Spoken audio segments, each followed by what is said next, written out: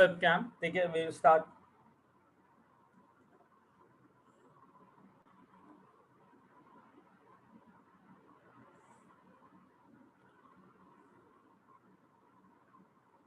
Guys, switch on your cam. We'll start. ठीक है.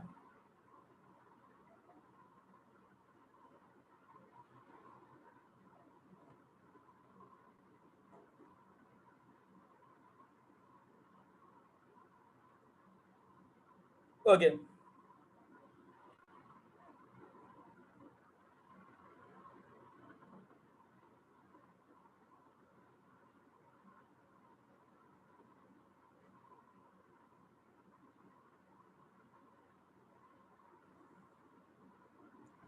Now, the topic which we were discussing is atomic radius, right?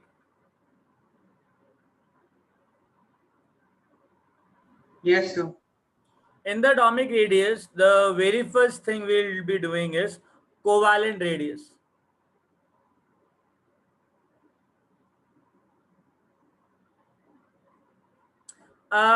Before starting this covalent radius, let us understand the formation of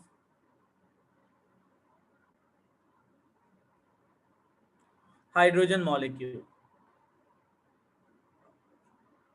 We know that two hydrogen atoms have a covalent bond with each other. Any two non-metals will form covalent bond with each other, which is because of the sharing of electron, right?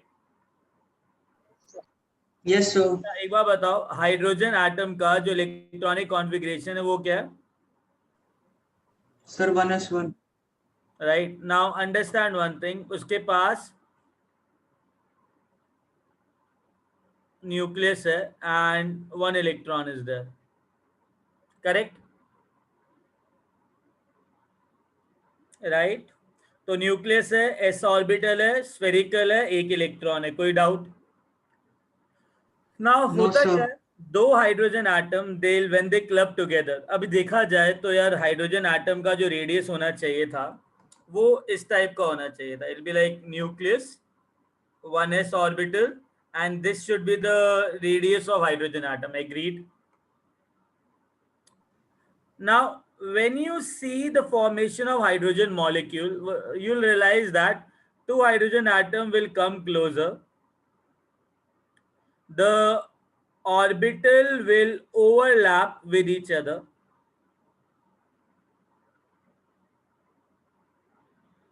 In this overlapped region, the electrons will get paired up, and this is nothing but a covalent bond.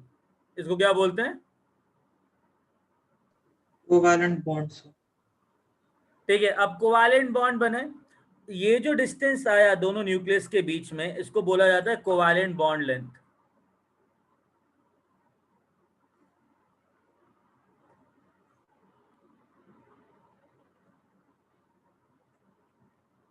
अब मैंने क्या किया, I have just bombarded it with X raise.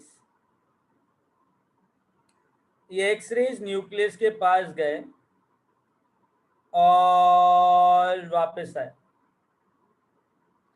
जैसे ही वापस आए, you have a photographic plate. Photographic plate पे क्या होता है, whenever they fall they give an impression. इस डिस्टेंस का एग्जैक्टली हाफ डिस्टेंस, उसको बोला जाएगा कोवालेंट रेडियस.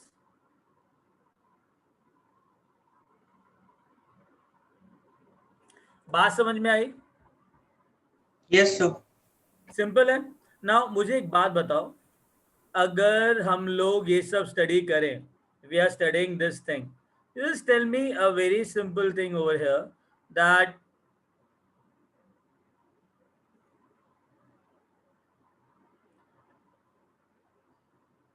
ये तुम्हारा दो हाइड्रोजन एटम है, they are overlapping their shells.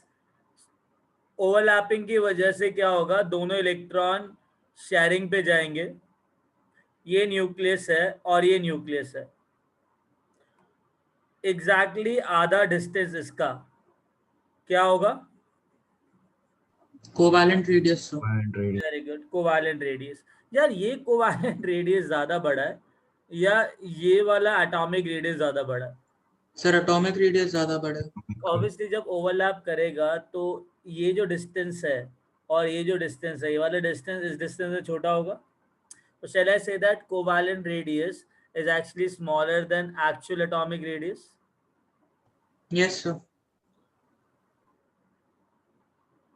और एक्चुअल एटॉमिक रेडियस से जब वो कम होगा तो अपने पास देखो कोई ऑल्टरनेटिव है नहीं, तो वी ऑलवेज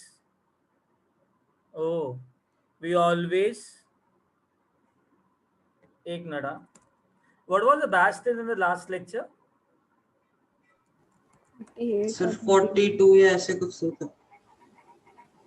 अप्रोक्सीमेटली सेम ही था मतलब। हाँ ओके सर पिछले से पिछले क्लास में 39 ही था। ओके, पिछले से पिछला क्लास किसका था? मैथ्स नहीं सर, मैं आपका कह रहा हूँ क्लास अच्छा। जो हाँ 2 क्लास पहले सर सेम बैच थी। मैथ्स में थोड़ा कम ही होगा अभी के नंबर से। I agree.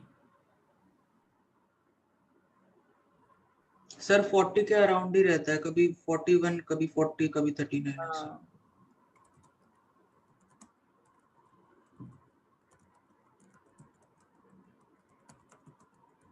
हाँ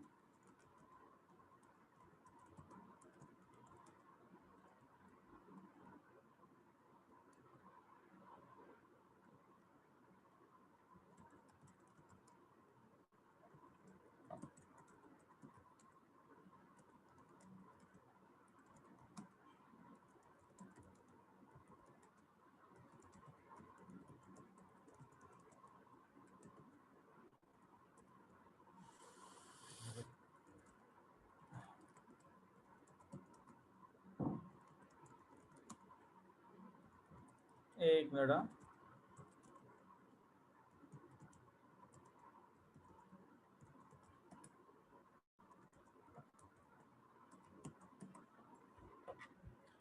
okay, now you understood this thing, right? Say yes or no. Yes sir. Yes, sir. Okay, now listen, the thing is the definition of covalent bond will be what will be the definition of covalent bond? Sorry, radius. Sir, it is the distance between the nucleus of two atoms divided by 2. Sir. Covalent radius is defined as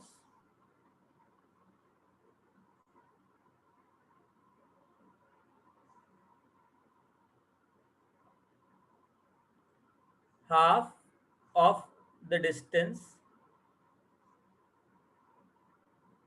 between the nucleus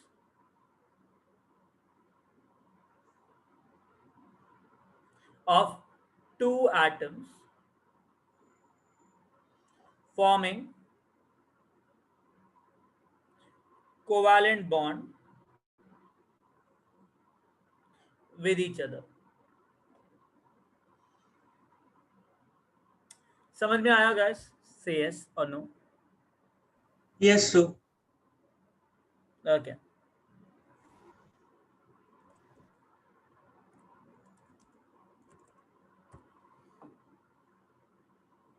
किसी को doubt किसी भी इस topic में? No sir. Sir मेरे को पूछना था कि मतलब एक्सरेज एक्चुअली में कंसिस्ट क्या करते हैं? क्या? एक्सरेज के अंदर मतलब होता क्या है कॉन्स्टिट्यूएंट? अरे, it is electromagnetic radiation, photons. That is the what is that? Quantums. H nu, electromagnetic radiation. Atomic structure में किया था ना? हाँ sir. Yeah. Okay, great. Great, great. Now listen. एक चीज सुनो, थोड़ा सा ना इसको एक्सटेंसिवली स्टडी करते हैं.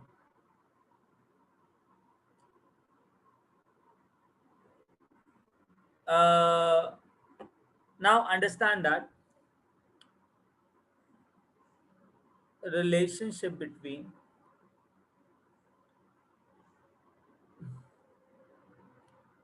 HH, FF and HF bond lengths.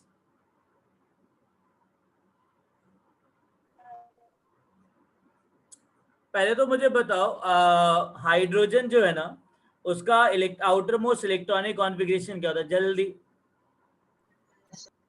Sir, 1s1. अरे वाह मेरे लाल पीलो हरे नीलो। फ्लोरीन का sir 1s2 2s2 2p 2p5 ये आउटर मोस्ट इलेक्ट्रॉनिक कॉन्फ़िगरेशन। एक बात बताओ, पी जो सबशेल है उसमें कितने अनपेयर्ड इलेक्ट्रॉन्स हैं? 1 सर। तो कितने बॉन्ड बनाएगा फ्लोरीन? सर 1 बॉन्ड बनाएगा। हाइड्रोजन में भी एक अनपेयर्ड इलेक्ट्रॉन है, राइट? तो अब अंडरस्टैंड दैट हाइड्रोजन का one unpaired electron S subshell में है, दैट इज एस ऑर्बिटल में। तो अगर हाइड्रोजन की बात करें हम लोग, तो हाइड्रोजन के अंदर स्फेरिकल ऑर्बिटल दूसरे स्फेरिकल ऑर्बिटल से ओवरलैप करेगा and I will get a bond. Agreed? इसका जो आधा बॉन्ड होगा, वो आधा डिस्टेंस होगा, वो कोवैलेंट रेडियस होगा। कोई डाउट? लेट्स से No, ये sir. जो डिस्टेंस है ना, ये DHH है, कोई दिक्कत?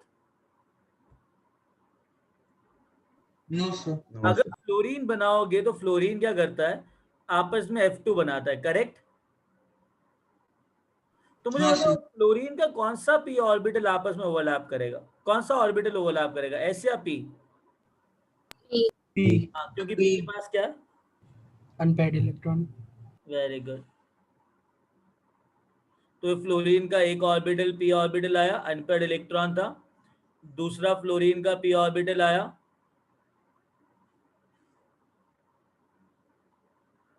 अनपेयर्ड इलेक्ट्रॉन था। ओके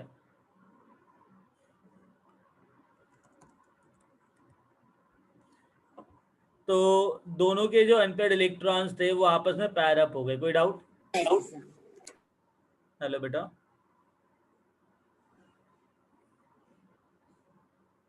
हाँ, अंडरस्टूड? Yes, sir.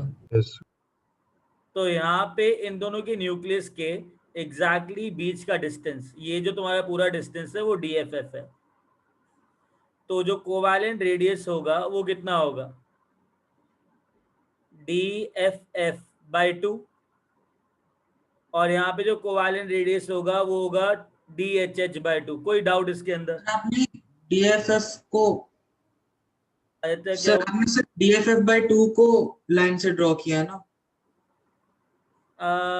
DFF को भी लाइन से ड्रॉ किया, DFF को भी लाइन से ड्रॉ किया, हाँ सर, ऊपर ड्रॉ किया। ठीक है। ठीक है? तो एग्जैक्टली इसका आधा डिस्टेंस है ये। तो अंडरस्टैंड दैट यहाँ पे क्या हुआ, HF की बात करें तो HF के अंदर 1s ऑर्बिटल हाइड्रोजन का फ्लोरीन के p ऑर्बिटल से ओवरलैप कर रहा है, और ये डिस्टेंस आया तुम्हारा DHF। एग्जैक्टली हाँ, DHF आया। यार एक बार बताओ DHF क्या होगा? जो डिस्टेंस DHF का होगा वो क्या होगा? ये आधा फ्लोरीन वाला है, आधा हाइड्रोजन वाला है, तो डिस्टेंस क्या होगा DHF का टोटल? अरे समझे तुम लोग? DFF ये आधा plus DHH/2 बाई 2, ये आधा डिस्टेंस DHH बाई 2। तो ये जो पूरा डिस्टेंस होगा HF के पास वो कितना होगा? Sir DFF plus DHH/2। यही होगा ना? हाँ सर। हाँ सर। ऐसा लोगों को लगता है, नहीं होता ये। अब रीजन सुन लो क्या होता है। या जब HF बॉन्ड बनाएगा तो फ्लोरीन का जो इलेक्ट्रोनेगेटिविटी है वो हाइड्रोजन की इलेक्ट्रोनेगेटिविटी से ज्यादा होगा। हाँ सर। अरे अलग अलग एलिमेंट है ना, इक्वल इलेक्ट्रोनेगेटिविटी तो है नहीं। हाँ सर। काई का मतलब होता है इलेक्ट्रोनेगेटिविटी। जो एक्स लिखा है ना, एक्स, इस एक्स को काई बोलते हैं। क्या बोलते हैं? तो काई ऑफ फ्लोरीन काई ऑफ हाइड्रोजन से ज्यादा होगा, हाँ या ना? हाँ सर। तो हाँ अगर ऐसा हुआ तो फ्लोरीन क्या करेगा, ये जो सैड पेयर ऑफ इलेक्ट्रॉन है वो अपनी तरफ खींचेगा कि नहीं खींचेगा अगर ज्यादा इलेक्ट्रोनेगेटिव है तो? खींचेगा सर। अगर फ्लोरीन अपनी तरफ ज्यादा इलेक्ट्रॉन खींच रहा है तो यहाँ पे चार्ज क्या आएगा जब इलेक्ट्रॉन इधर मूव कर जाएंगे तो? Negative charge. थोड़ा सा नेगेटिव चार्ज, मतलब डेल्टा नेगेटिव चार्ज। हाइड्रोजन के पास क्या चार्ज आएगा? Sir positive. थोड़ा सा positive charge, delta positive charge. एक बात बताओ, डेल्टा नेगेटिव और डेल्टा पॉजिटिव आने के मतलब ये हो गया कि मेरे पास चार्जेस आ गए कोवेलेंट बॉन्ड के अंदर। हाँ सर। चार्जेस का मतलब होता है some ionic character in a covalent bond.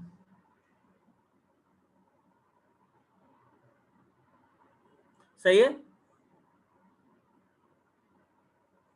हाँ, Pranav said it is a polar covalent bond. सही बोला। जहां चार्जेस आते हैं ना उसको पोलर कोवैलेंट बॉन्ड बोलते हैं। अच्छा क्या बताओ, आयोनिक बॉन्ड स्ट्रॉन्गर होते हैं covalent? Sir ionic. See, every student have chat box available, they have mic available, right? So whenever any question is asked from you, please answer type the answers over there. ठीक है? Ionic bond strong होते हैं या covalent bond strong होता है?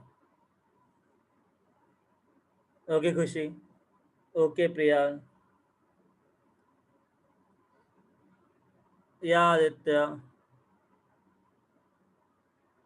या प्रणव, चिन्मय, ठीक है, या शास, ठीक है। अगर see ionic bonds are much stronger than covalent bond, तो जो आयोनिक बॉन्ड आयोनिक कैरेक्टर आ गया उसकी वजह से थोड़ा बहुत अट्रैक्शन क्या होगा? इंक्रीज होएगा सर। अगर थोड़ा बहुत अट्रैक्शन बढ़ेगा तो ये और पास आएंगे कि दूर जाएंगे? पास आएंगे। हाँ, तो अगर DHF की बात करो तो DHF छोटा होना चाहिए DFF/2 प्लस DHH/2 से, Yes, sir. बिकॉज एटम्स और ज्यादा पास आ रहे हैं। Agreed? Yes, sir. Very good. पता है क्या, to actually give a relationship between this bond length we have two formulas. One is given by Schomaker, other is given by your Potterfield. उसको अभी हम यहाँ लिख लेते हैं, ठीक है? D, I guess I'll use that thing in what is that? Next slide. इतना लिख लो पहले guys, इतना लिख लो, ठीक है? Then we'll move ahead. किसी को चाहिए कि मैं स्क्रॉल अप करूं? सर एक छोटा सा डाउट है। हाँ बेटा पूछ। सर अभी जैसे जो इलेक्ट्रॉन रहेगा तो फ्लोरीन उसे थोड़ा ज्यादा अट्रैक्ट करेगा, तो सर मतलब जो डिस्टेंस बिटवीन फ्लोरीन और जो इलेक्ट्रॉन है वो कंपैरेटिवली थोड़ा कम रहेगा ना हाइड्रोजन और इलेक्ट्रॉन के बीच। एग्जैक्टली। सर तो फिर हम ऐसे उसको डिसाइड मतलब हम ऐसे सिर्फ एक ही रेडियस नहीं लिख सकते ना, हमें दो निकालनी रहेगी। मैंने कभी HF का रेडियस की बात ही नहीं करी। मैं तो HF के बॉन्ड लेंथ की बात कर रहा हूँ, जो दोनों न्यूक्लियस के बीच का डिस्टेंस है। मैंने कभी बोला HF का रेडियस क्या होगा? बिकॉज HF का रेडियस का तो कुछ मतलब ही नहीं बनता, राइट? हाँ सर। Isn't it? अगर मैं बोलूँ half distance between HF DHF bond तो की नहीं बनता, राइट? हाँ ओके सर। हाइड्रोजन का रेडियस तो हाइड्रोजन मॉलिक्यूल देगा, फ्लोरीन का रेडियस फ्लोरीन मॉलिक्यूल देगा। मैं बॉन्ड लेंथ की बात कर रहा हूँ अभी, एक रिलेशन देना चाहता हूँ। या Krishita, 1 second.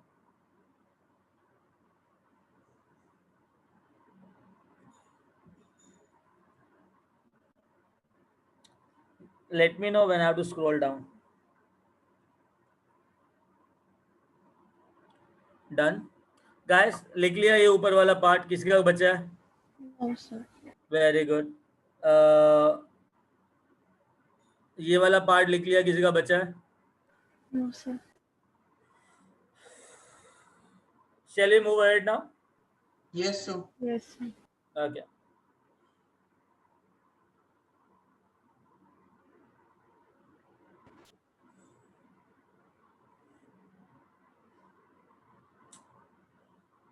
Okay. Now understand one thing.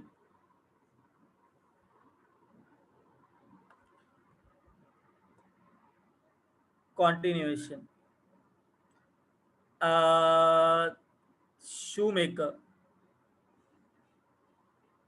has given a formula that DHF bond length will be equal to DFF bond length by 2 minus DHH bond length by 2, sorry, plus DHH bond length by 2 minus 0.09 mod में chi F minus chi H electronegativity difference. Now understand that DHF, DFF, these are covalent bond lengths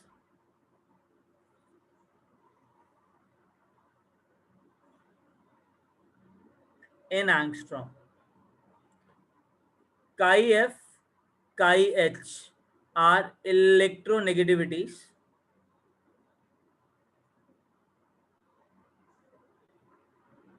of fluorine and hydrogen according to Pauling scale. There are various scales for electronegativity. The scale which is universally followed is Pauling scale. ठीक है. Now एक काम करते हैं, ये शू maker ने दिया. Other is given a Porterfield. Porterfield gave an equation where DHF bond length is equal to DHH by 2 plus DFF by 2 minus 0.07 in mod chi F minus chi H whole square. Getting it?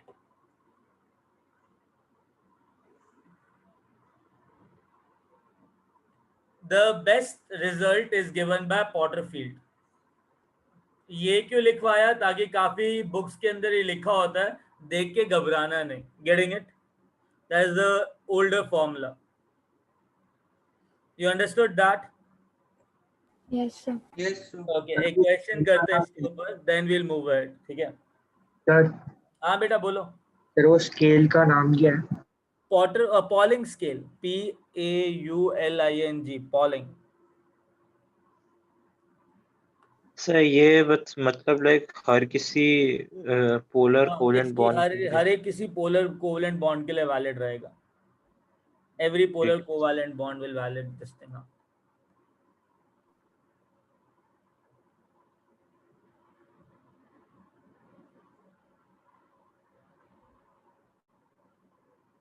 Done, so.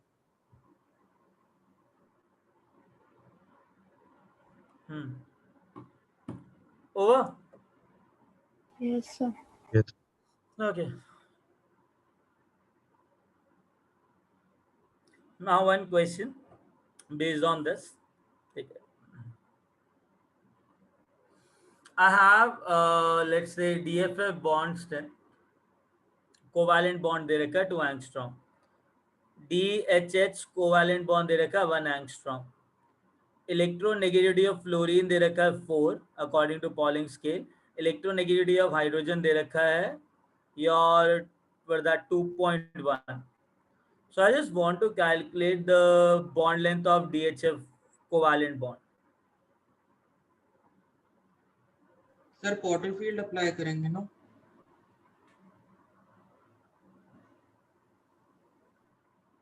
Sir एक minute वो formula दिखाना sir, ऊपर scroll करो.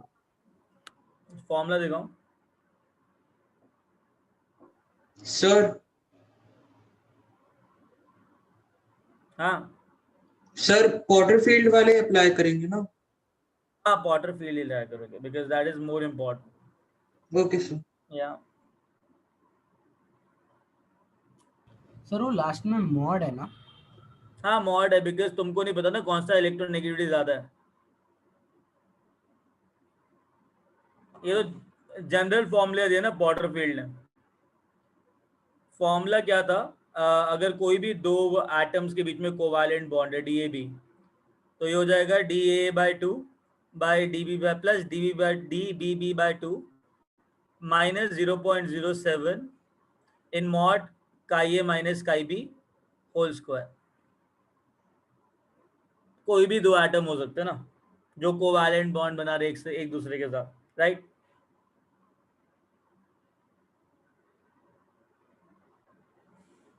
हाँ Aditya, listen, A solve कर लिया सबने? Yes sir. तो DHF कितना आया?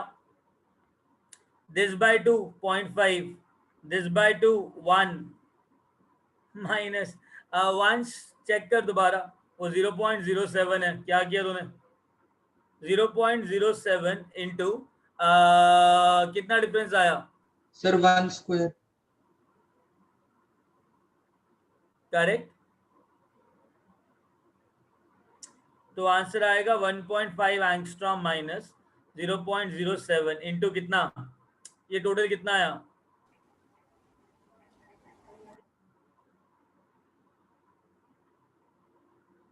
What is that सर ऊपर का फॉर्मूला क्यों, मतलब शूमेकर का फॉर्मूला क्यों यूज नहीं कर? मैंने कहा था ना, Potterfield give better result than Schomaker. जो तुमको फॉर्मूला यूज करना है वो पॉटरफील्ड का करना है, राइट? सर हमेशा होगा ना ऐसा, हमेशा बॉर्डर फील्ड का यूज करना? हाँ, हमेशा पॉटरफील्ड का करना है। पहले शूमेकर करते थे, तो काफी बुक्स के अंदर शूमेकर दे रखा है। अगर तुम्हें कंफ्यूजन ना हो इसलिए मैंने दोनों फॉर्मूले दे दिए। Yes, okay. ठीक है, अच्छा मुझे इसका रिजल्ट तो बताओ कितना आया? 0.07 into 1.9 whole square 0.2520 2527।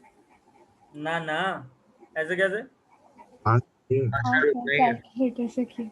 1.9 into 1.9 to 0.07। हाँ सर। हाँ 1 सेकेंड, कैलकी का कैसे ओके, 0.07 इंटू 1.9 इंटू 1.9,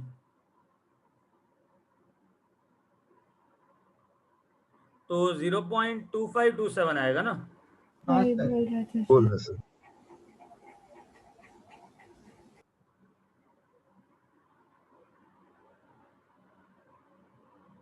एक मिनट यार,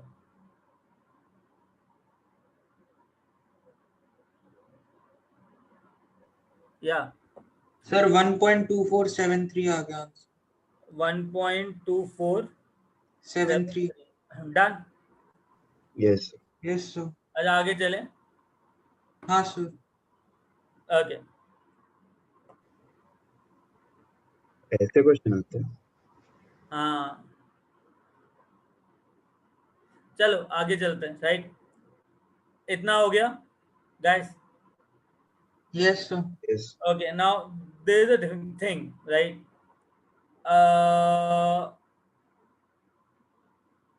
Covalent radii differ in case of sir मेरे को एक उसमें डाउट था सर। हाँ, सर ये हमेशा हाइड्रोजन और फ्लोरीन बॉन्ड्स के रिस्पेक्ट में होगा क्या? ये कोई भी चलेगा सर? कोई भी चलेगा, तभी तो उसको बाद में ए और बी की टर्म्स में लिखा। हाँ सर, वही वो कंफ्यूजन था। नहीं कंफ्यूज मत हो, है ना? कोई भी दो एटम्स के लिए चलेगा, ठीक है? कंफ्यूज मत हो। Now covalent radius differ in case of multiple bond. एक बात बताओ, मेरे पास इथेन है जिसमें दोनों कार्बन के बीच में सिंगल बॉन्ड है। मेरे पास इथीन है जिसमें दोनों कार्बन के बीच में डबल बॉन्ड है। मेरे पास इथाइन है जिसमें दोनों कार्बन के बीच में ट्रिपल बॉन्ड है। तो यार जो कोवेलेंट रेडियस ये देगा, जो कोवेलेंट रेडियस ये देगा और जो कोवेलेंट रेडियस ये देगा, सपोज कोवेलेंट बॉन्ड लेंथ है X Y Z, this is a covalent bond length.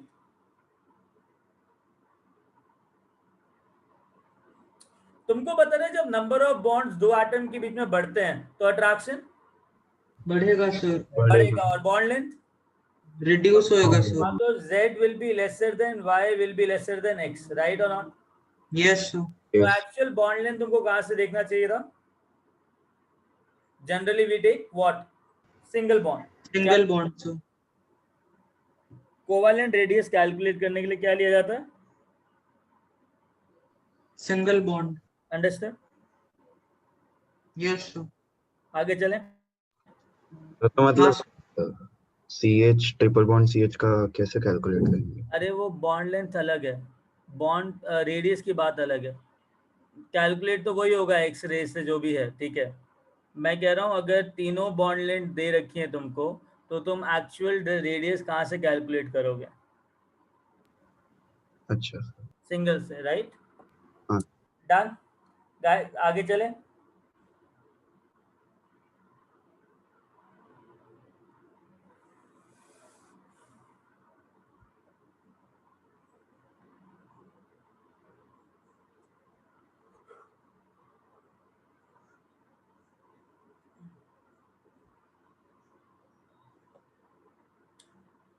Shall we move ahead? Yes, sir. सबने लिख लिया?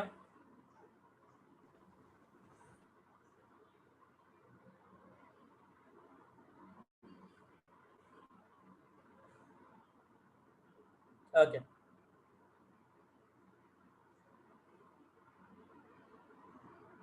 Now listen.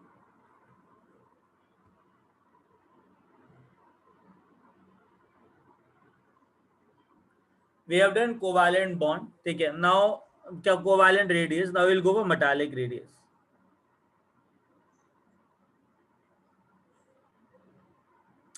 Metallic radius will be valid for whom? Sir, metals. Metals के लिए metallic radius follow होगा. Getting it? Now metals आपस में कौन सी bonding बनाते हैं? Sir, metallic bond. metallic bond में suppose करो वही अपन सोडियम लेते हैं, is very well explained. outermost electron lose करता है and then the kernels will arrange themselves in which space? 3-dimension space. kernels आपस में बहुत ज़्यादा पास नहीं आते because they are all positively charged. तो ज़्यादा पास लेके आओगे तो repulsion बढ़ेगा. Getting it?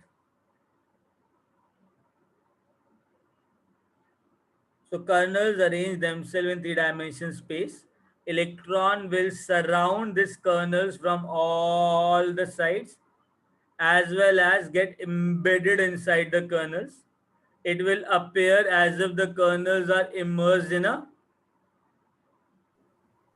cloud or sea of electron. Now understand one thing. The distance between the nucleus of two kernels is metallic bond length. Exactly half of this distance is known as metallic radius. So what is the definition of metallic radius?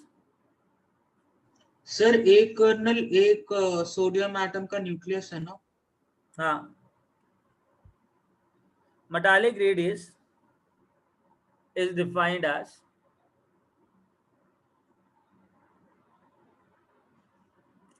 half of the distance between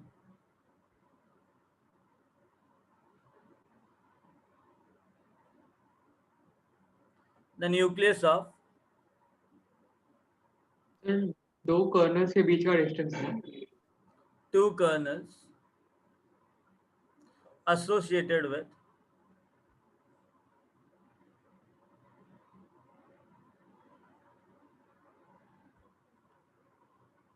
each other associated in metallic bond formation.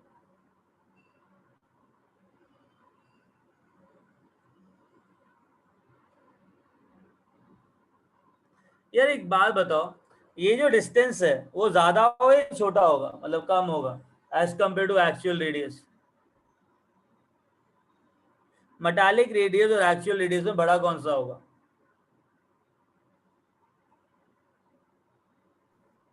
दो positively charge kernels हैं, क्या वो एक दूसरे के बहुत ज्यादा पास आएंगे? सर रिपल्शन होगा तो मतलब मेटालिक रेडियस बड़ा ज्यादा बड़ा होगा.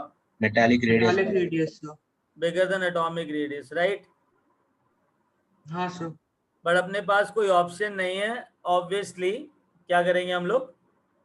मेटालिक रेडियस ही कैलकुलेट करेंगे बिकॉज एक्चुअल रेडियस तो पॉसिबल नहीं कैलकुलेट करना, राइट? हाँ सर. लिख लिया? सर एक मिनट. ओके.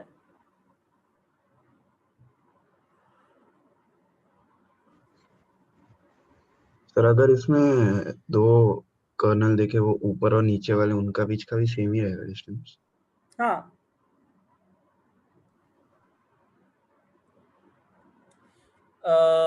रेगुलर ज्योमेट्री रहता है इनका, है ना? ओके. तो सेपरेशन सेम ही रहता. और अगर अलग अलग सेपरेशन आ रहा तो पास वाली सेपरेशन लोगे। Got it? हाँ सर। हाँ गाइस, लिख लिया क्या तुम? Done sir. Yes. Sir 2 minute sir 2 minute. 2 minute लो आराम से, कोई दिक्कत नहीं है।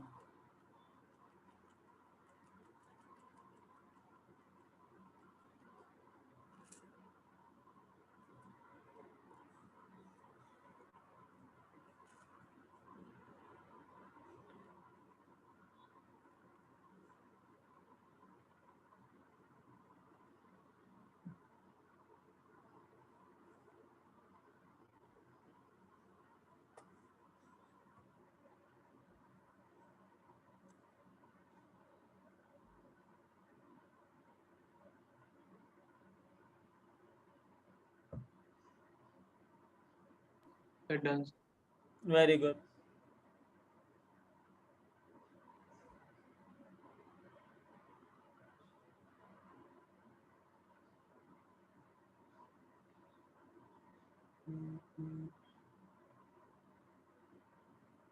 Okay,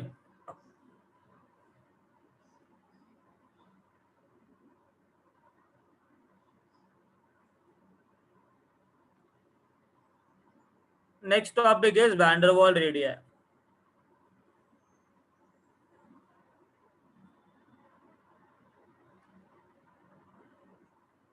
van der Waals radius को समझने के लिए ना, मुझे एक बार बताओ, वैन डर वाल रेडियस किसके लिए यूज होगा?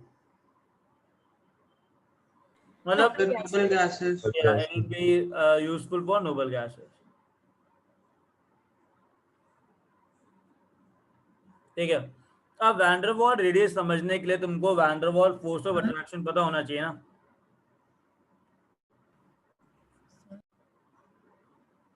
What is when der Waals force of attraction? Sir आप 1 मिनट ऊपर कर सकते हैं? मतलब last slide, right?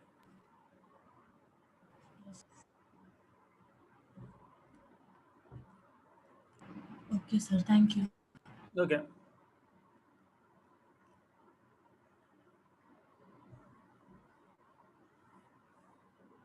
Van der Waals force of attraction, ये क्या होता है?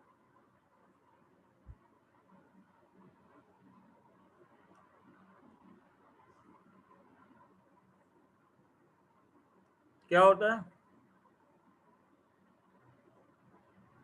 नहीं पता सर। रियल गैसेस के बीच में, हम्म रियल गैसेस में कुछ तो होता है। हम्म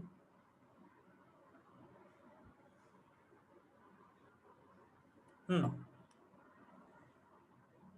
हम्म या खुशी, they are very weak bonds. देखो, van der Waals force of attraction बहुत टाइप के होते हैं, अभी हमको लंदन फोर्स करना है।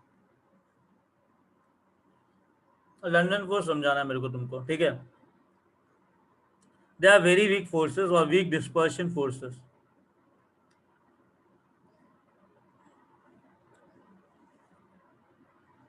पता है क्या,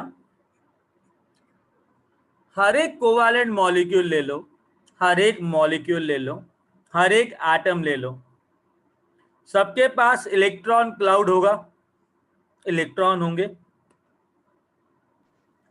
हाँ सर।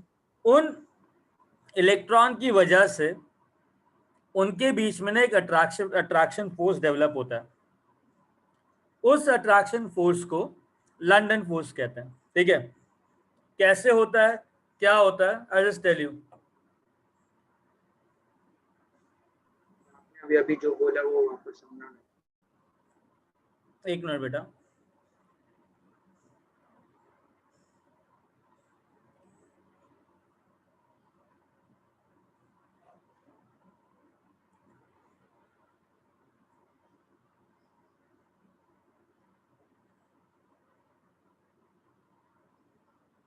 देखो मैंने बोला कोई भी कोवैलेंट मॉलिक्यूल ले लो, कोई भी मॉलिक्यूल ले लो, कोई भी एटम ले लो, उनके पास अपने इलेक्ट्रॉन्स होते हैं।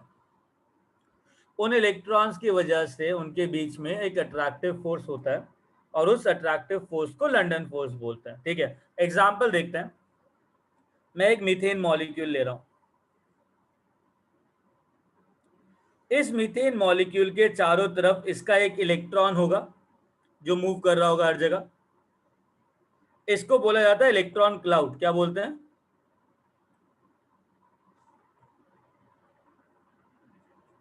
क्या बोला जाता है इस इलेक्ट्रॉन जो मूव करते हैं आसपास? Sir electron cloud. Electron cloud. हर एक मॉलिक्यूल में इलेक्ट्रॉन्स होते हैं और वो इलेक्ट्रॉन क्लाउड मूव करता रहता है रैंडमली 3 डायमेंशन स्पेस में। अब एक काम करते हैं, we'll study about let's say neon. Neon का इलेक्ट्रॉनिक कॉन्फ़िगरेशन है 1s2 2s2 2p6। कोई डाउट इसके अंदर? तो मेरे पास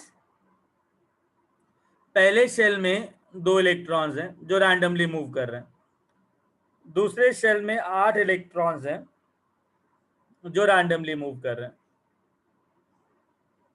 now because of the random motion of electron, देखो यार, जब इलेक्ट्रॉन रैंडम मोशन करते हैं तो ऐसा पॉसिबल है ना कि इलेक्ट्रॉन एक पर्टिकुलर इंस्टेंस में एक पर्टिकुलर साइड में बहुत सारे आ जाएं। बहुत सारे इलेक्ट्रॉन एक पर्टिकुलर साइड में आ जाए, ऐसा पॉसिबल है ना बिकॉज ऑफ रैंडम मोशन? हाँ सर। ये गाइस एक काम करो, अपना वेबकैम ऑन करो जल्दी। बहुत बहुत डल साउंड कर रहे हो तुम लोग। वेबकैम ऑन करो।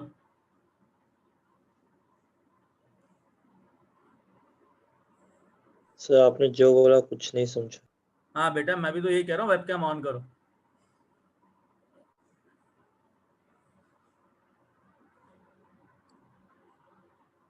शक्लें देखो, तुम अपनी शक्लें देखो। देखो खुद की शक्ल।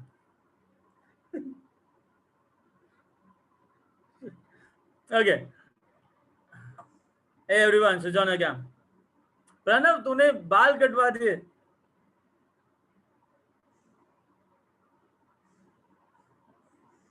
Dishida, that wallpaper was good, is fine. Just switch on the camera fast.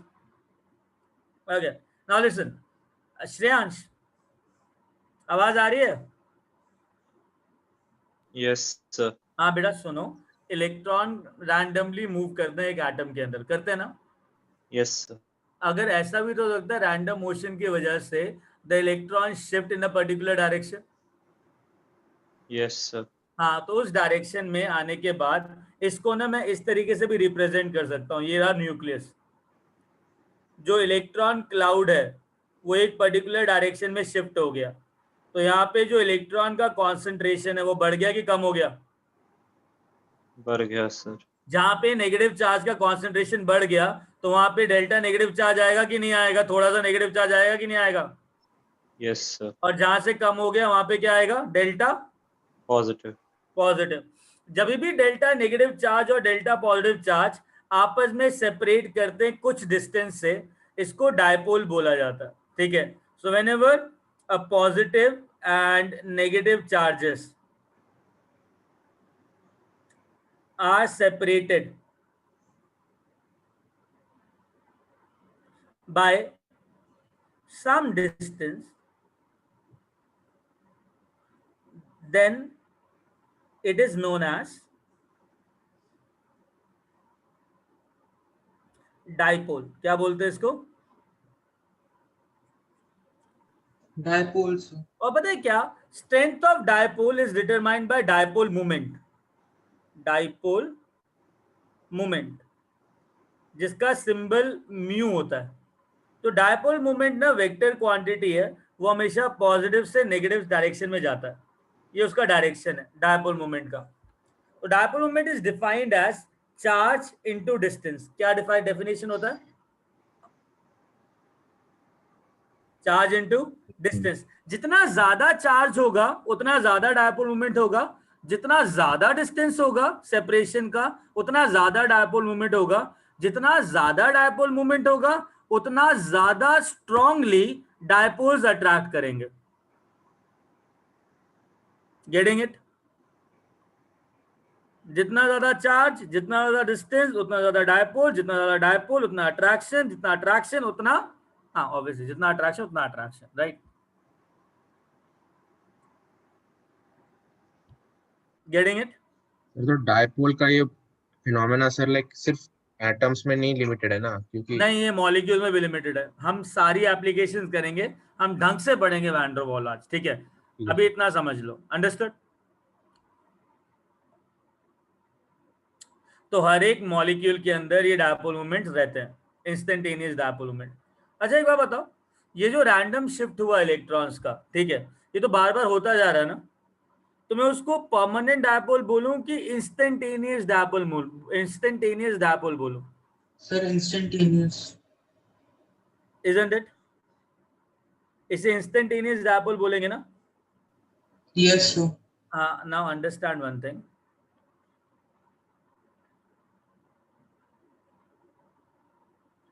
ये जो इलेक्ट्रॉन क्लाउड एक जगह शिफ्ट हुआ नियॉन के अंदर इस तरीके से,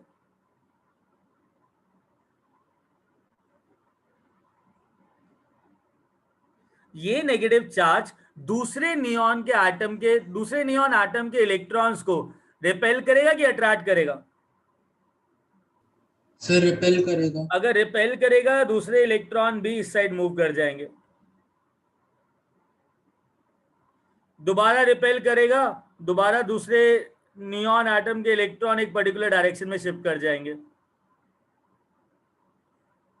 तो अंडरस्टैंड दैट ये डेल्टा पॉजिटिव चार्ज आया, ये डेल्टा नेगेटिव चार्ज आया, तो इन दोनों के बीच में जो अट्रैक्शन होगा, उस वीक अट्रैक्शन को वैन डर वाल फोर्स बोलते हैं। more precisely London force. Getting it? Sir London force van der Waals force का टाइप है। हाँ। तो van der Waals force, London force is nothing but the attraction between this delta positive and delta negative charges. मतलब जो instantaneous dipole बन रहे हैं ना, उनके बीच में जो अट्रैक्शन आ रहा है, वीक अट्रैक्शन, उसको बोला जाता है London force. Getting it?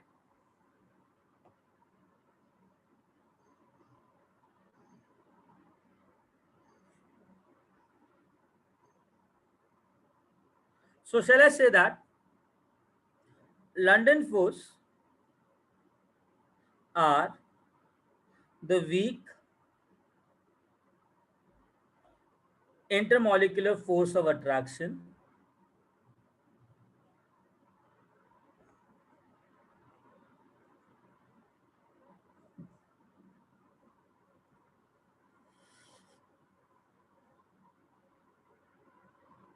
between the instantaneous dipole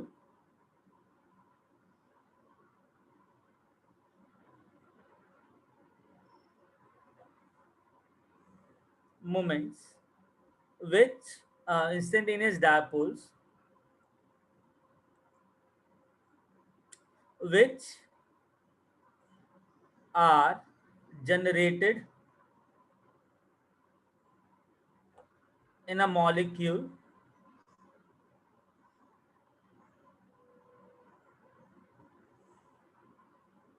or atom due to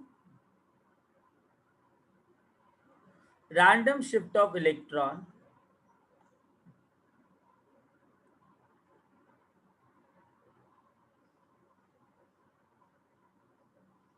in a particular direction.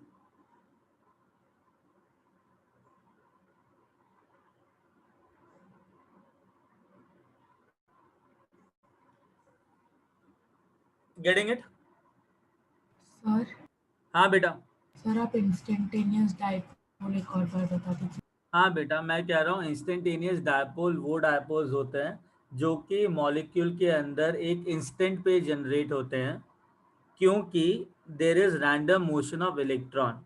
Random motion of electron की वजह से इलेक्ट्रॉन एक पर्टिकुलर डायरेक्शन में शिफ्ट कर जाते हैं और उस इंस्टेंट पे एक डायपोल मोमेंट जनरेट होता है। Getting it?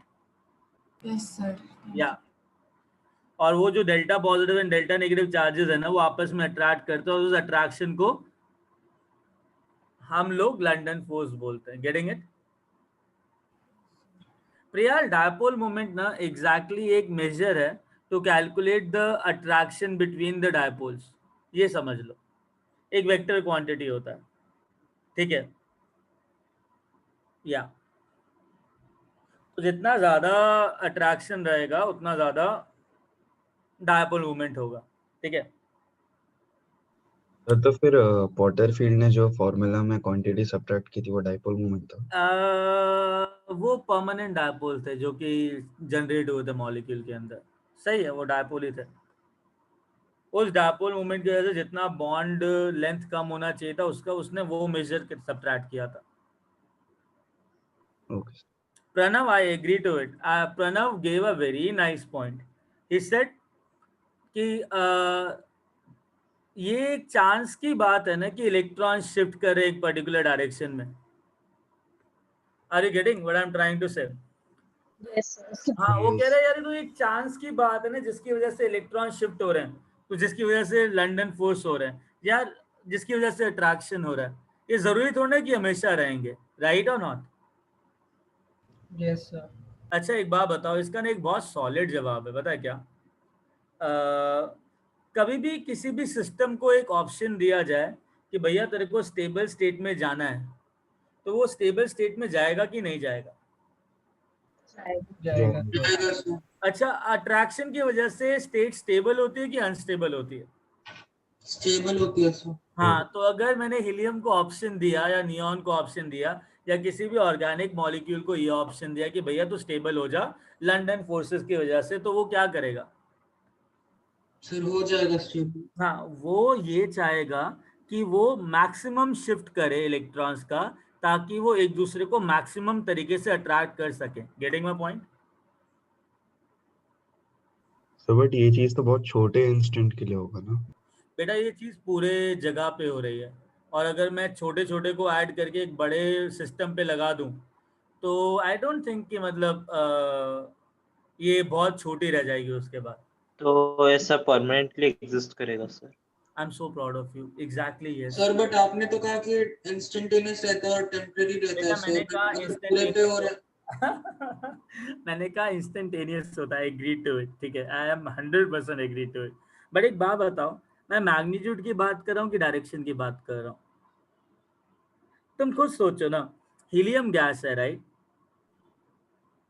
समझना इस चीज को, एक हीलियम गैस लिया, हीलियम गैस का अगर तुम मेल्टिंग पॉइंट और बॉइलिंग पॉइंट देखोगे वो फिक्स रहता है कि रेंज में रहता है?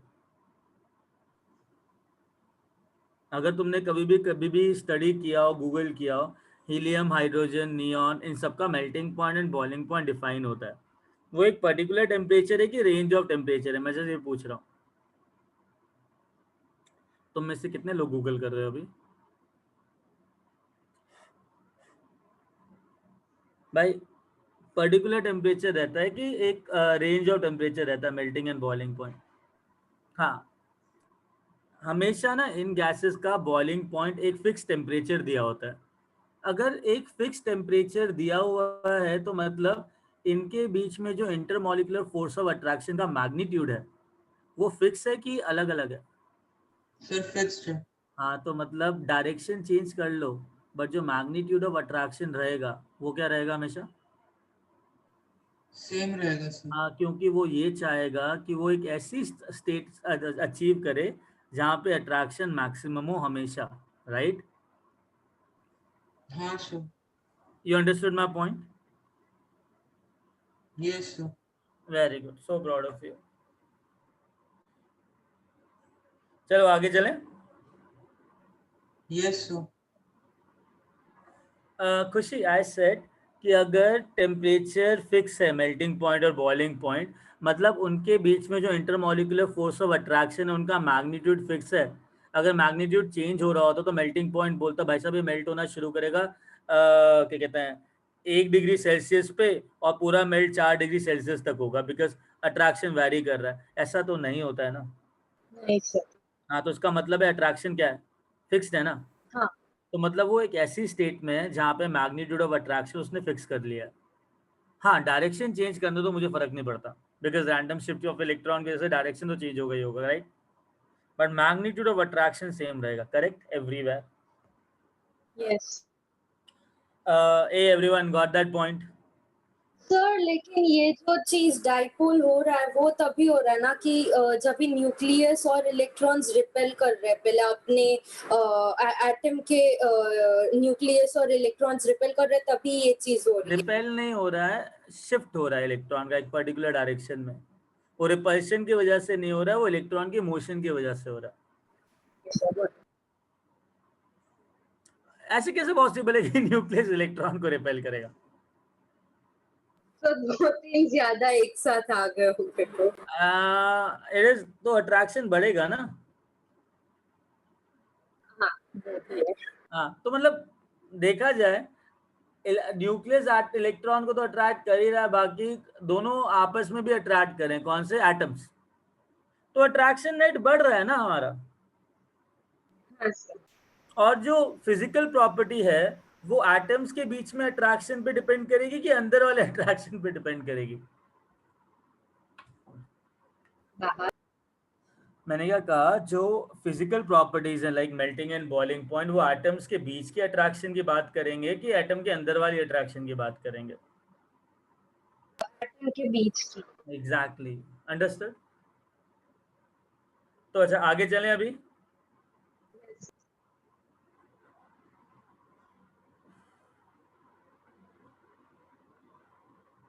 Now listen, factors on which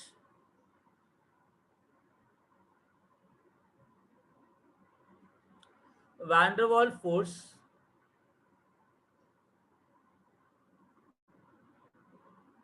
London force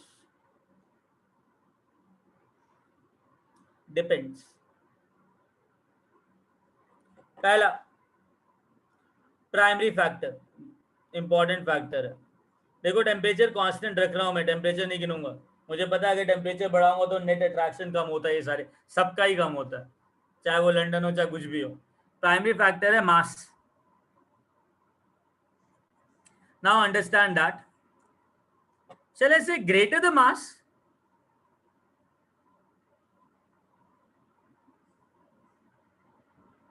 greater will be electron cloud.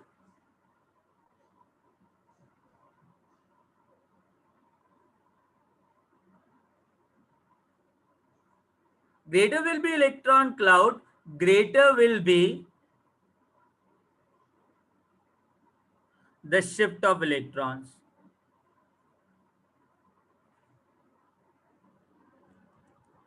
Greater will be the shift of electrons.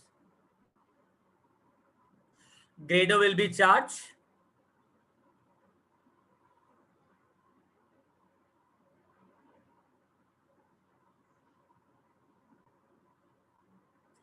Greater will be attraction. Greater will be charge, greater will be dipole moment. Greater will be attraction. Agreed?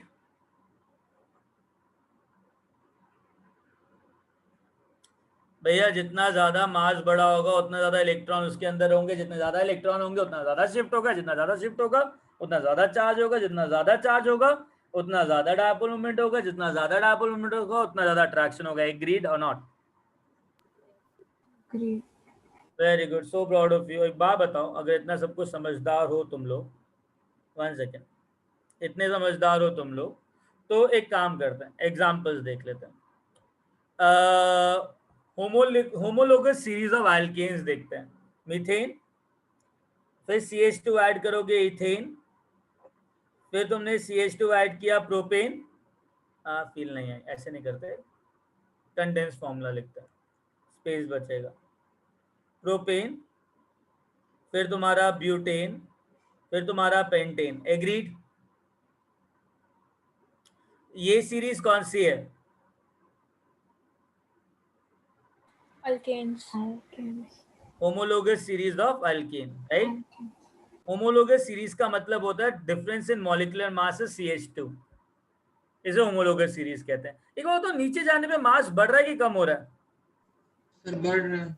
अगर मास बढ़ रहा है तो melting point and boiling point क्या होगा?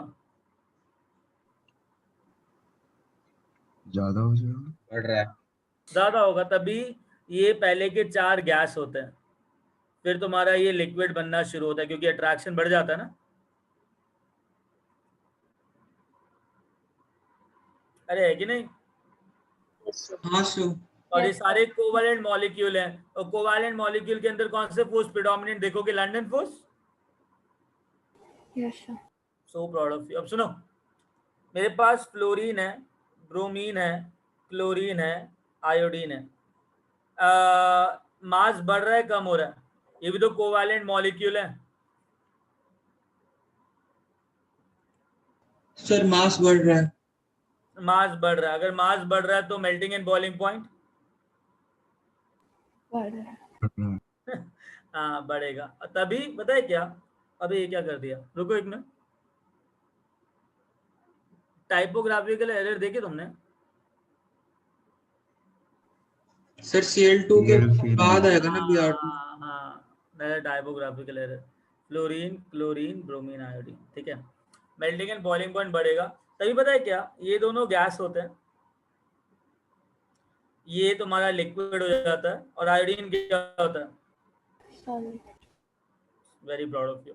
हाँ listen, उसके बाद एक काम करो, H2S ले लो, H2SC, sulphur, selenium, tellurium, polonium.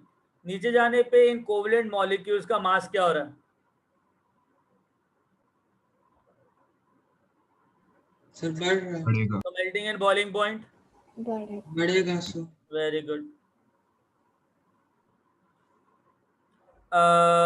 Very good. उसके बाद HCl, HBr और HI ले लो। नीचे जाने पे मॉलिक्यूलर मास क्या हो रहा है? बढ़ रहा है। तो increase. Melting and boiling point क्या होगा? बढ़ रहा है। डिक्रीज। समझ में आई बात? Yes sir. अच्छा, अगर इतना समझ में आ गया तो एक रैंडम क्वेश्चन पूछता हूँ। देखिए, सपोज करो जेई मेंस के अंदर आया P4S8, फॉस्फोरस P4 में एग्जिस्ट करता है, सल्फर एसिड में एग्जिस्ट करता है, किसका मेल्टिंग एंड बॉइलिंग पॉइंट ज्यादा होगा? बिकॉज दोनों कोवैलेंट मॉलिक्यूल्स हैं, किसका ज्यादा होगा? सर फास्फोरस का एटॉमिक मास क्या होता है? यार सीरियसली 31, ये 32। सर S8 का ज्यादा होगा। 8 इंटू 32 है, 4 इंटू 31 है, तो S8 का ज्यादा होगा कि नहीं होगा? सर ज्यादा होगा S8 का। अच्छा चलो, इतना बता दिया तुमने, बहुत अच्छी बात है। अगर मैं कंपैरिजन करूं SO3 और SO2 में मेल्टिंग एंड बॉइलिंग पॉइंट में, अब बताओ। सर SO3 का ज्यादा रहेगा। Getting a point? हाँ सर। मतलब ये कॉन्सेप्ट तुम बहुत जगह लगा सकते हो जहाँ पे कोवैलेंट मॉलिक्यूल इंक्लूडेड है। तो मतलब कोवैलेंट मॉलिक्यूल में लंदन फोर्स होगा। हाँ, कार्बन डाइऑक्साइड, कार्बन मोनोऑक्साइड, किसका मेल्टिंग एंड बॉइलिंग पॉइंट ज्यादा होगा? CO2। Getting a point? अच्छा, अगर इतना समझ में आ गया, helium, neon, argon, krypton, xenon, किसका मेल्टिंग एंड बॉइलिंग पॉइंट ज्यादा होगा? Xenon। सिंपल सिंपल सिंपल, सब simple. Understood? Yes sir. Sir ये वाला पार्ट वापस रिपीट कर सकते हो क्या, प्राइमरी फैक्टर वाला? देखो, प्राइमरी फैक्टर इज मास। जितना ज्यादा मास बढ़ेगा उतना ज्यादा इलेक्ट्रॉन क्लाउड बढ़ेगा, जितना ज्यादा इलेक्ट्रॉन क्लाउड बढ़ेगा उतना ज्यादा इलेक्ट्रॉन शिफ्ट होंगे, जितना ज्यादा इलेक्ट्रॉन शिफ्ट होंगे उतना चार्ज बढ़ेगा, जितना ज्यादा चार्ज होगा उतना डायपोल मोमेंट ज्यादा होगा, जितना ज्यादा डायपोल मोमेंट होगा उतना ज्यादा अट्रैक्शन होगा। तो जितना ज्यादा अट्रैक्शन होगा उतना मॉलिक्यूल पास आएंगे, उतना मेल्टिंग पॉइंट, उतना बॉइलिंग पॉइंट होगा, बिकॉज उनको ज्यादा टेम्परेचर चाहिए होगा ताकि वो टूट जाए, राइट, दूर चले जाए एक दूसरे पे। तो हमेशा आई सी मास इनसाइड द कोवैलेंट मॉलिक्यूल। जब मास बढ़ेगा तो अट्रैक्शन बढ़ेगा, अट्रैक्शन बढ़ेगा तो मेल्टिंग एंड बॉइलिंग पॉइंट बढ़ेगा। Getting it? Yes sir. Great.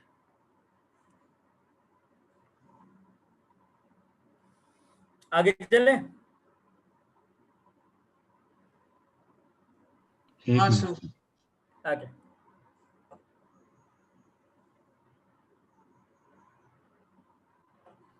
Sir 1 minute के लिए ऊपर स्क्रॉल करो। हाँ बेटा, कितना करना है? इतना इसके ऊपर? नहीं सर, बस ये लास्ट का। ओके,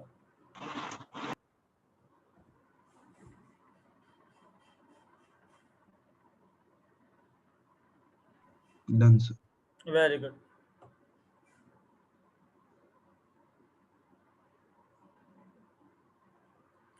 अब secondary factor,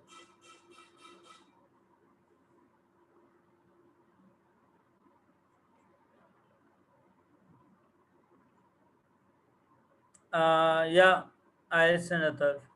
I'll send today's notes. Don't worry. ठीक है. Secondary factor. What is secondary factor? Surface area. जब सपोज करो मास सेम है,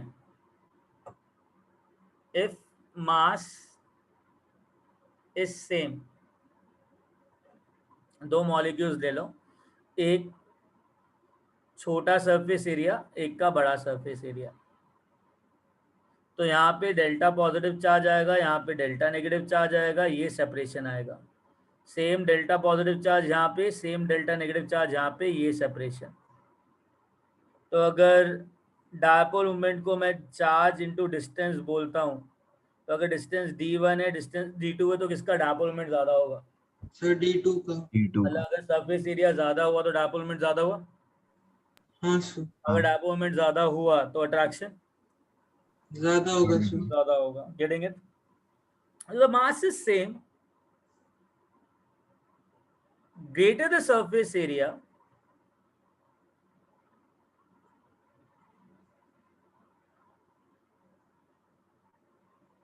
greater will be the separation.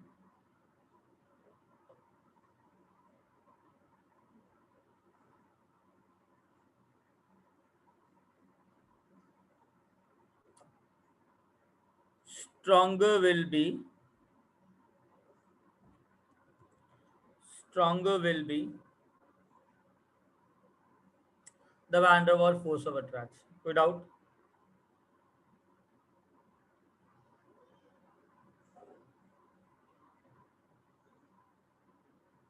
एक मैथ्स का क्वेश्चन है, अगर कोई भी ज्योमेट्रिकल फिगर लूं, ठीक है, ज्योमेट्रिकल फिगर के अंदर किस फिगर का सरफेस एरिया सबसे छोटा होता है?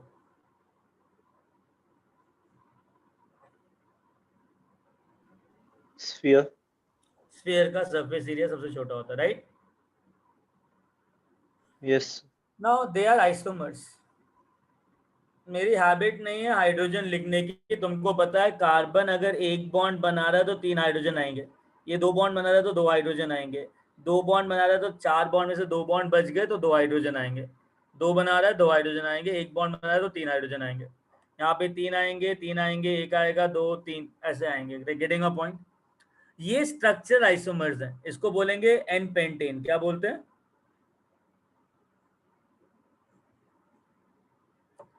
इससे बोला जाता है आइसोपेंटेन. इन सबका मास सेम है बट स्ट्रक्चर अलग अलग है. This is known as neopentane.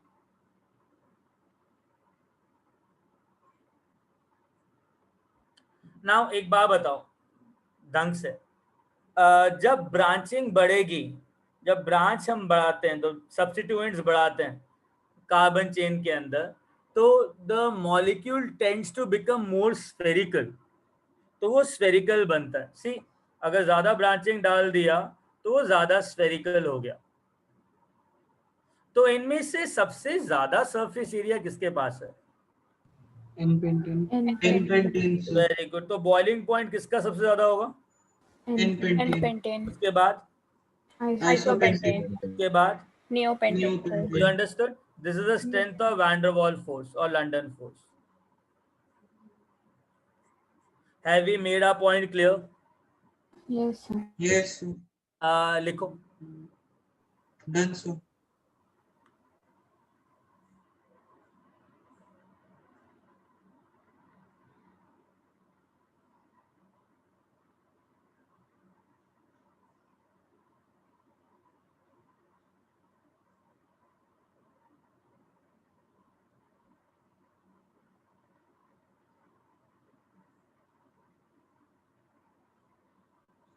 लिख लिया guys? Yes yes sir. Okay.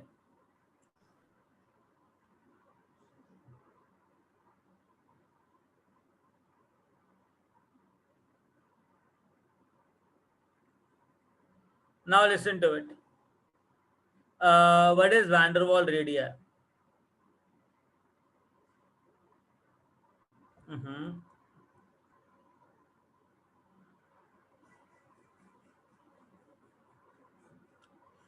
दो नियॉन एटम लिए, मुझे पता है दो नियॉन नोबल गैसेस के एटम आपस में van der Waals force of attraction से अट्रैक्ट कर रहे हैं। As van der Waals force of attraction बहुत कम है तो सेपरेशन दोनों के बीच में बहुत ज़्यादा होगी। मैं एक्स रेज डालूंगा तो मुझे ये डिस्टेंस मिलेगा दोनों के बीच में, दोनों न्यूक्लियस के बीच में एग्जैक्टली आधा डिस्टेंस क्या होगा? Getting it? Yes. It is defined as half of the distance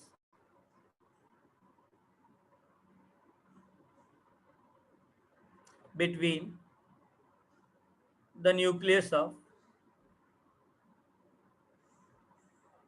two atoms which are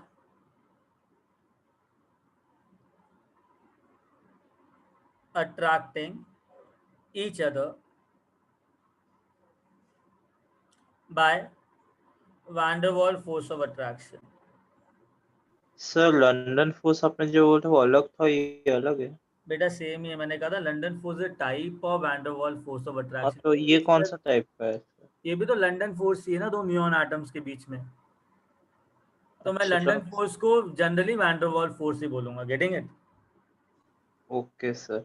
तो इसके और कई टाइप्स वो आप अभी बोलेंगे? वो अभी नहीं, वो केमिकल बॉन्डिंग में हम करेंगे, ठीक है। बट जनरली जो प्रिडोमिनेंट रहता है ना, that is this. So we are studying that, ठीक है, जो नोबल गैसेस के लिए हमको चाहिए, ठीक है। तो यार एक बात बताओ, वैन डर वाल्स रेडियस और एटॉमिक रेडियस में क्या कौन सा सबसे बड़ा होगा? Van der Waals radius. Van der Waals radius is actually much bigger than atomic radius. Getting it?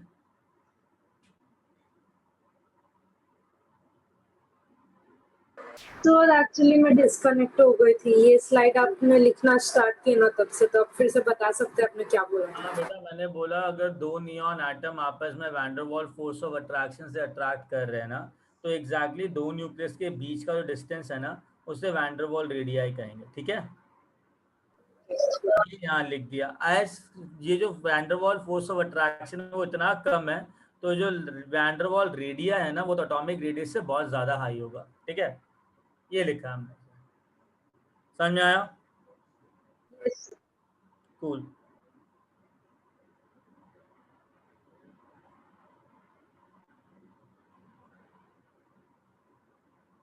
आगे चलें?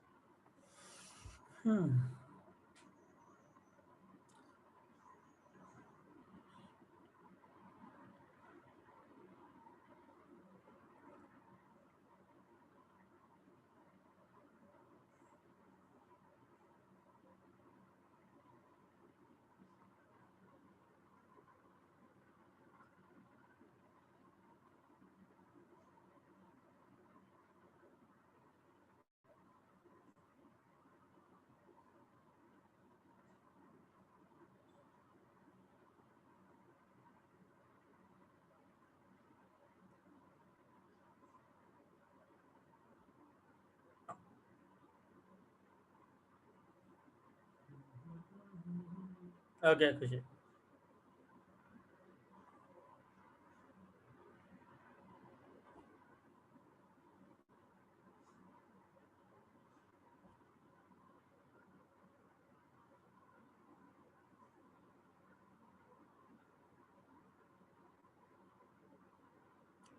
Next thing which we have to do is like ionic radii.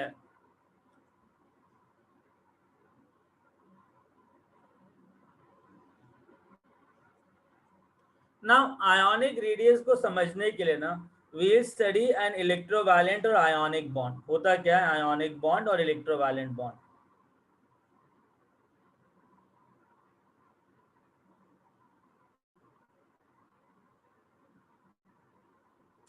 let us understand, we will study the reaction between sodium and chlorine to form sodium chloride, which is nothing but an ionic molecule. इसमें क्या होता है, sodium का जो electronic configuration है, that is like 1s2 2s2 2p6 3s1. तो outer most shell में एक इलेक्ट्रॉन है, तो सोडियम क्या करता है, to achieve nearest noble gas configuration that is 2s2 2p6 neon की, वो अपना एक इलेक्ट्रॉन लूज करता है, and I will be getting 1s2 2s2 2p6 electronic configuration plus n electron. कोई डाउट?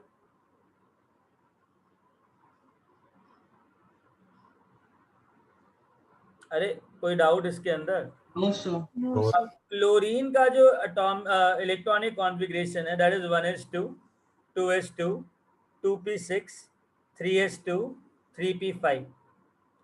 इसको भी नियरेस्ट नोबल गैस कॉन्फ़िगरेशन बनना है आर्गन, तो उसको एक इलेक्ट्रॉन चाहिए.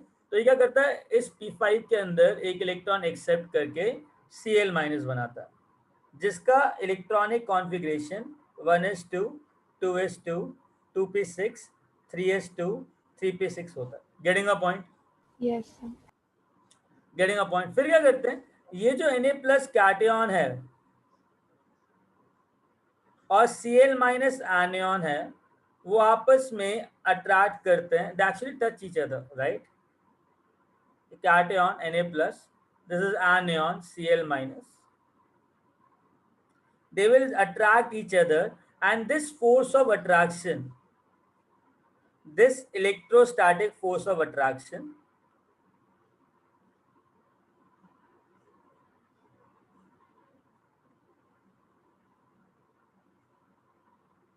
is known as ionic/electrovalent bond.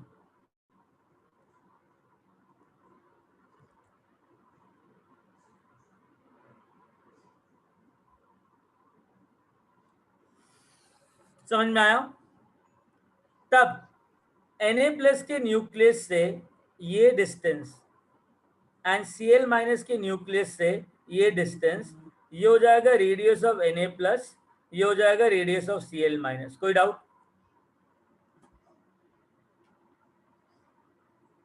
No, sir. समझ में आया? हाँ sir.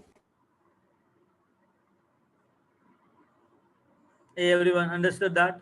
Yes, sir. Okay. Now, listen. So, what is the definition of ionic radius? ठीक है. Distance between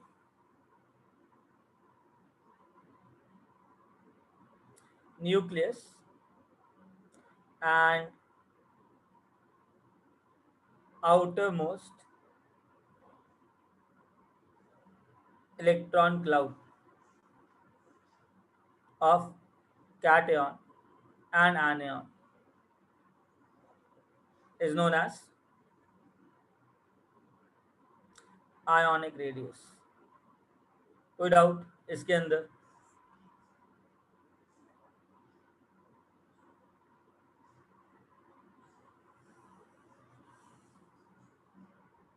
अरे कोई doubt?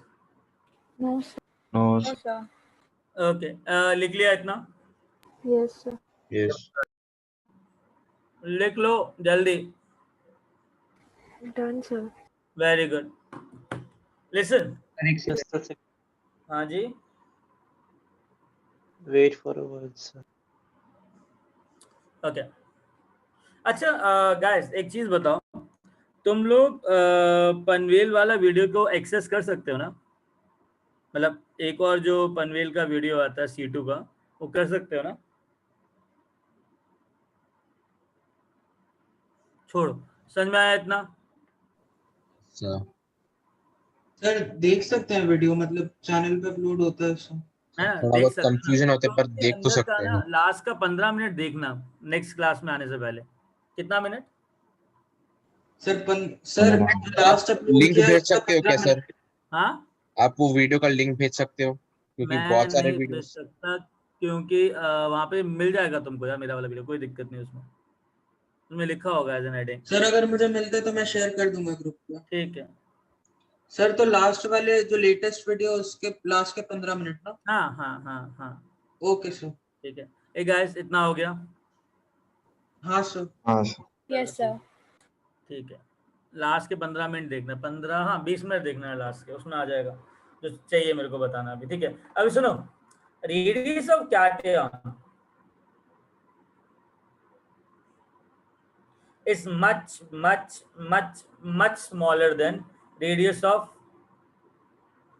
metal।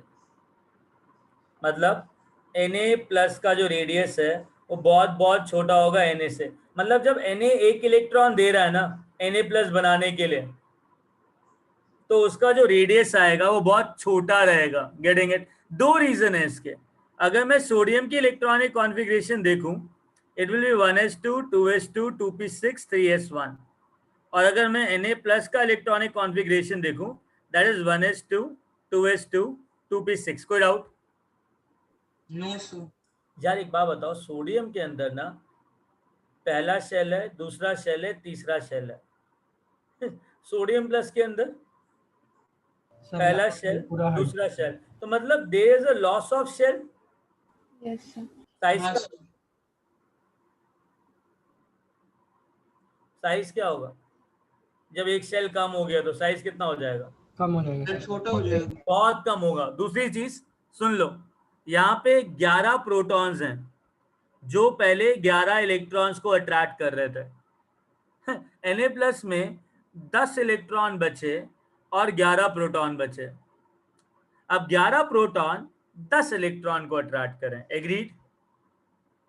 Yes sir effective charge increase हो जाएगा। हाँ मैं भी यही कह रहा हूँ कि पहले 11 प्रोटॉन 11 इलेक्ट्रॉन को अट्रैक्ट कर रहे थे, तो अट्रैक्शन पर इलेक्ट्रॉन एक प्रोटॉन का था।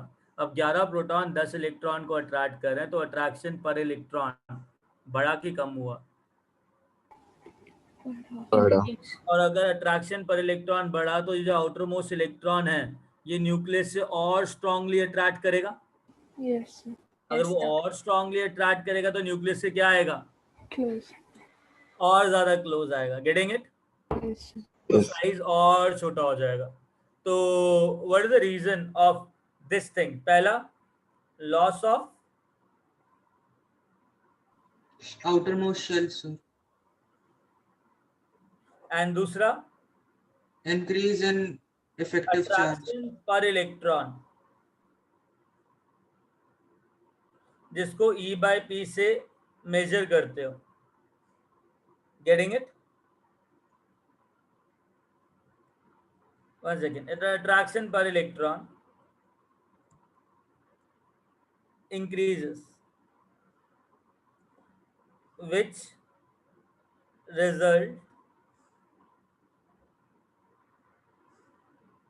attraction per electron increases, which result in what?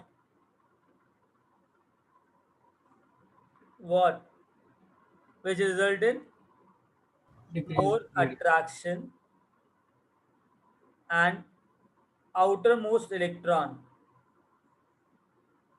will come more closer towards the nucleus.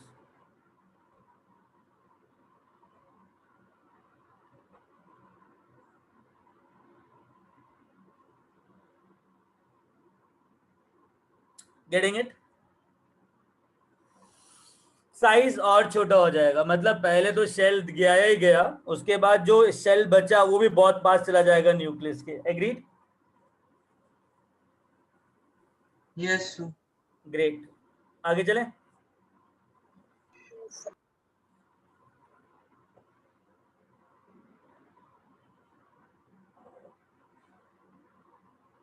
Okay, now listen.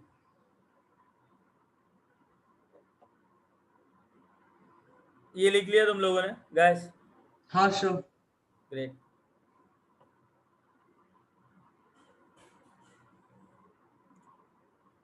For anion, Cl minus size is bigger than Cl, not very bigger but bigger. Getting it? ऐसा क्यों? Chlorine का sir electron क्योंकि जब electron add होता है तो repulsion उनके बीच में होगा, तो इसलिए थोड़ा इंक्रीज हो जाता है साइज। या the thing is Cl minus आया 1s2, 2s2, 2p6, oh my god 3p5 है, 3s2, 3p6। यहाँ 17 प्रोटॉन 17 इलेक्ट्रॉन को अट्रैक्ट कर रहे हैं। यहाँ 17 प्रोटॉन कितने इलेक्ट्रॉन को अट्रैक्ट कर रहे हैं? 80 तो अट्रैक्शन पर इलेक्ट्रॉन कम हो जाए। या जब अट्रैक्शन पर इलेक्ट्रॉन कम हुआ तो the outermost electron cloud what will happen? Go farther from Yeah. nucleus.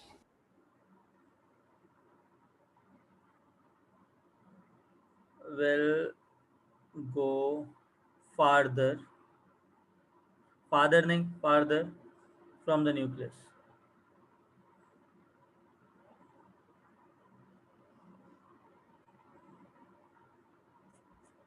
समझ में आया? Yes sir. So, चलो ग्रेट, इसको लिख लो, विल वाइंड अप नाउ, ठीक है।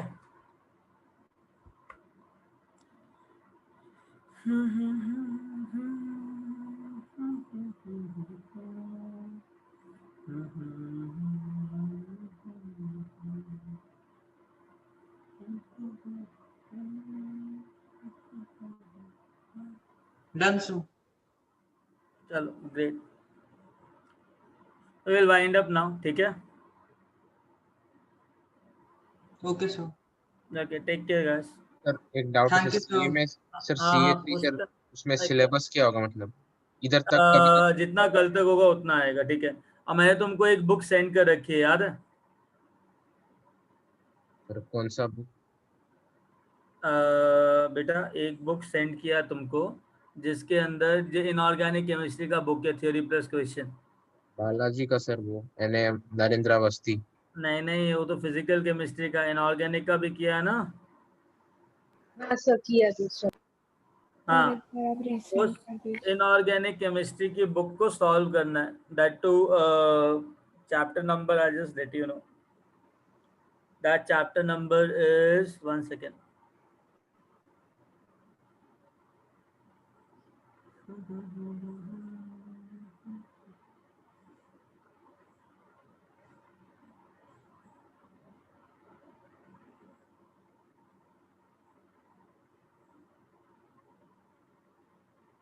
चैप्टर नंबर 2 है क्लासिफिकेशन ऑफ एलिमेंट्स करके। I'll send the book again. Now it's like till night, like I'll send it the book. I send the book. So I'll send it. Don't worry. Sir आपने gaseous state का भेजा है ना? नहीं नहीं नहीं नहीं नहीं नहीं नहीं नहीं, मैंने नरेंद्र अवस्थी के अलावा जब ये पीरियोडिक टेबल स्टार्ट किया था ना, तब मैंने तुमको एक बुक और भेजा था, याद करो। मैंने सर कहा ये क्या conceptual inorganic chemistry? Exactly conceptual inorganic chemistry भेजा था, उसमें से चैप्टर 2 ट्राई करना है। चैप्टर 2 के जो लास्ट वाले क्वेश्चंस है ना, सारे क्वेश्चन सॉल्व्ड अनसॉल्व्ड सारे, उससे क्या होगा, दिमाग इतना खुलेगा कि सारे क्वेश्चन आंसर कर पाओगे। Getting it? Okay sir. या तो कोई भी थ्योरी के लिए रेफरेंस लेना हो तो मुझसे ले, उससे उस बुक से ले सकते हो, ठीक है।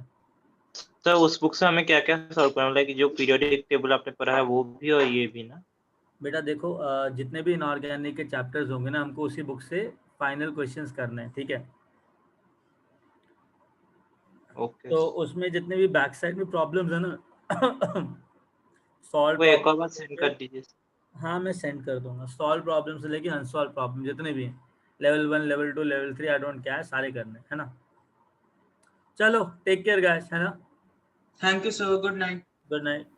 Sir hi sir. अरे नोट शेयर कर दो ना। हाँ हाँ, थैंक यू। बाय।